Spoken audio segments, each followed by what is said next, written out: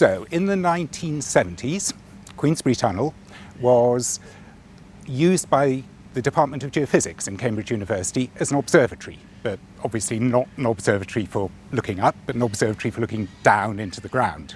And it was full of instruments. And in the middle of the tunnel, we had a wooden hut, which had bunk beds in it, and a small electronics workshop, and recording equipment. There were places where we'd had wooden frame partitions to reduce drafts in the tunnel. And where they'd been, there were enormous balls of dry rot hanging from the ceiling, just huge white spheres. So it was really like a set from Doctor Who. Earth strain is the rocks being stretched and compressed a little bit.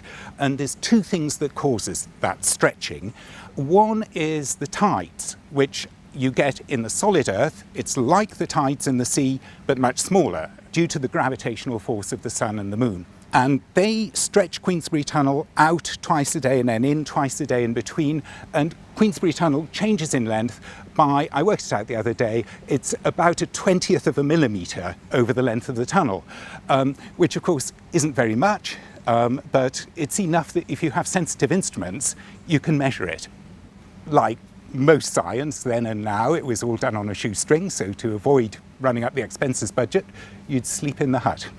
The first time I was there on my own was quite remarkable because I was in the hut and all the instruments started swinging backwards and forwards. These pens on the chart recorders were swinging backwards and forwards.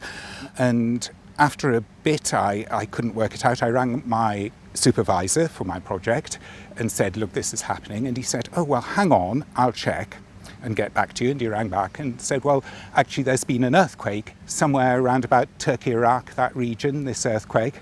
And the seismic waves were coming through Yorkshire and we were just recording them. So the instruments were doing exactly what they were supposed to be doing. I mean, personally, of course, I just love to go into it again and just sort of, well, I was here.